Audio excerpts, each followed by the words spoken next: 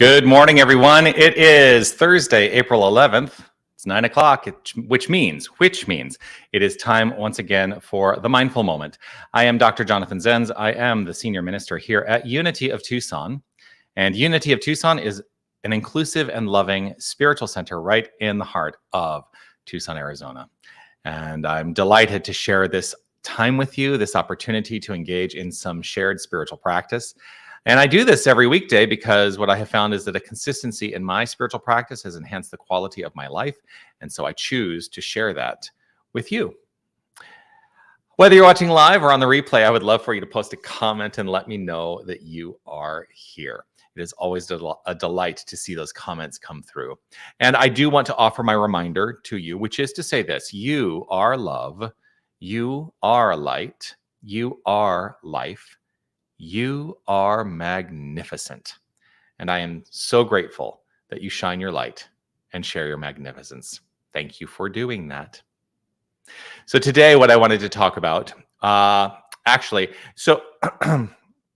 about to say something. And oftentimes what happens is if I share something about an experience that I'm having, I get a lot of unsolicited feedback. And so what I'm asking as I share this is, please, I don't need any feedback. I'm just sharing this with you because I have my own path and purpose in terms of how I address what is happening. By the way, it's not a big deal. The way I just said that, it maybe sounded like, oh my gosh, what's going on? Not a big deal. All easily handled in life. But please, don't reach out and say how you would handle it or give me any recommendations about how you think I should handle it. So I have a pinched nerve in my back, right? Pinched nerve right in my shoulder blade. And at first, when I was like starting to feel something going on, I thought, oh, it's like a really tight muscle. It's just not releasing. I'm pretty certain now it's a pinched nerve. And what I have, I've done like the lidocaine patch and everything to help alleviate some of the constant pain that I'm experiencing. Now, here's the thing about that. And it's so funny seeing a car drive by. Here's the thing about that. I know something better that is a healing modality, and I am engaged in it. So just to be really clear, I am engaged in the healing consciousness, but I started to rethink one of the ways in which I approach the healing consciousness. So one of the things that I have said in the past is, first of all, I give great gratitude for the spiritual blueprint, which is the core of my physical beingness, rooted in the spiritual realm, that is the point from which all physical expression flows forth. And so I live in gratitude that the body knows exactly what to do to heal, and that is the truth. That is the truth. So that's number one. But the other thing that I'm moving into now is this idea. So I have a slightly different thing that I want to mention. And that is actually related to the notion of perhaps what I will call healing at the quantum level. And what if all of our atoms were not quite the way we were taught to believe when we took our high school chemistry classes, right? You remember in chemistry class in high school, if you took chemistry in high school, I did, where they talked about, every molecule is made up of individual atoms. The individual atoms are the elements that make up all of existence. And what you were probably taught is that there's a nucleus in that atom, and that orbiting that nucleus are electrons. So in the nucleus are neutrons and protons, and that orbiting the nucleus are electrons. And so that's how we kind of imagined it. It's like, oh, well, I can imagine that. It's kind of like, the solar system. The nucleus is the sun, and all the planets are orbiting the sun, right? That kind of idea. That's how we conceived it in our minds. But what if those electrons were actually not orbiting, but only in a position when we observed their position, which is what the quantum sciences are suggesting? That what is happening is they're actually in a state of what is called superposition, and they are in an infinite potential location. So the reason that this comes up for me and in relationship to my healing is, well, if the makeup of my back is trillions and trillions ultimately of atoms,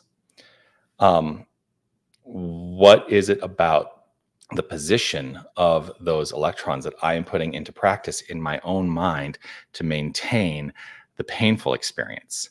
So if it is only when we observe those electrons that they actually are in a position, well, what if the electrons, I know this is probably like a lot of you are probably going, what the heck is he talking about? But what if I imagine that those electrons are in exactly the right position to release the sensation of pain? That's what I'm working with today. I'm going to call it quantum healing. I'm going to call it quantum relief. And that's how I'm going to choose to move forward. So if there's something that's happening in your life in the physical, in the macrocosmic physical expression, remember that all that macrocosmic physical expression is the outflow of microcosmic possibility. And we are not relegated to live within the limitations that we set forth in our own minds. That's really what it boils down to, because the observer is the consciousness. And so as I choose to observe the physical experience, I can observe something a little different. So that's what I'm working with today. Yeah. Lots of things to think about today, and I'm going to keep thinking about them. Yes, putting that healing consciousness into action. That's what I'm doing. So I invite you to join me in that. If there's something that is looking to be healed in your life, know that the practice of prayer is a way of addressing the atoms, those electrons, and inviting them into right alignment for our highest expression. So let's relax right where we are and allow ourselves to settle into the potential and possibility of infinite healing rooted in the microcosmic world and flowing forth into the expression of the macrocosm.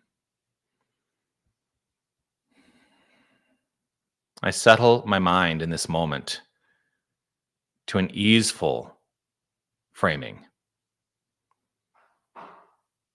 I choose to close my eyes, and if it's safe and comfortable, invite everyone to close their eyes. For as I close my eyes and turn the attention to the inner life, the inner microcosmic life, I am rooted in the awareness that it is all divine. And while I utilize the word divine, it is beyond language. It is the infinite creative energy of the universe at the microcosmic level, flowing forth into the macrocosm. There is pure perfection at the core of this, for there is only perfection. And so I know that everything is God, is this quantum field of potentiality. And I welcome the flow of this potential into actuality based upon my decision for the manner in which it will unfold.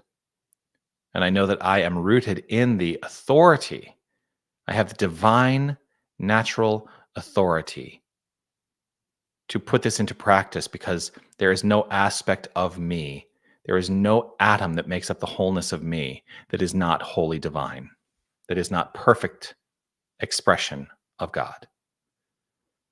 And so I hold firm in this faith that my word spoken is the activator of the microcosmic healing that I seek.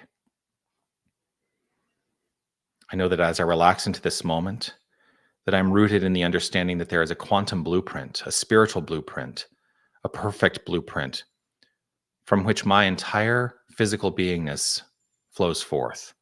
Every aspect of my macrocosmic beingness is rooted in the microcosmic spiritual blueprint of perfection.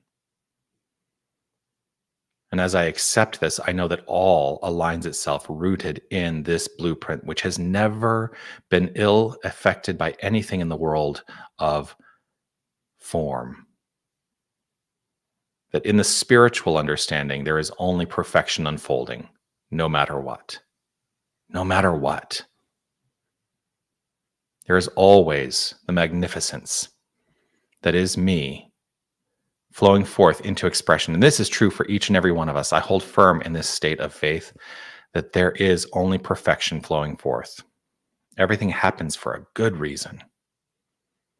And so I welcome the good. I welcome the flow. I welcome the ease. I welcome the healing. I welcome the magnificence as the expression of my life. And it is with gratitude and appreciation overflowing from within that I simply let it be. I relax, I release, I trust, I know, and affirm this as so by saying, and so it is. Amen.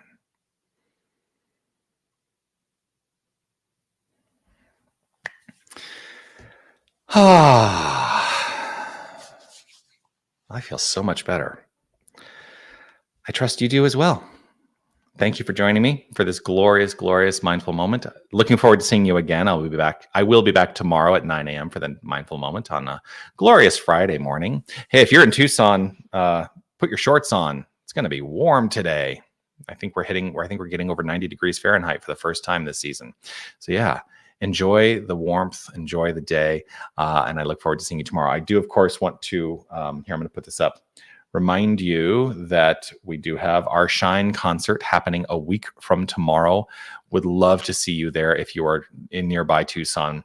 7 p.m. is when the show starts. Doors open at 6:30. A glorious concert of uplifting music to make you feel good. And the theme is shine. So that means we're going to be exploring the idea of how do we shine our light through music. Liz Cracchiolo, Aaron Anderson, Dennis Tamblin, and I are all delighted to be able to share our talents with you and looking forward to having you there. If you've not already bought your tickets, please do go get your tickets now. Plenty of seats available, and we're looking forward to selling, and having a great grand time. And afterwards, we're going to give you dessert too. So stick around for dessert and to mingle with the cast a little bit following the concert. So that's it.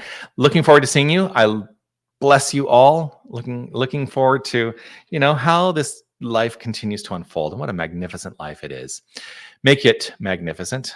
Remember that you are magnificent. It's not because of anything you do. It is just the core of your being. And I trust that you shine your light. Thank you so much. Peace and blessings. Be well. Bye.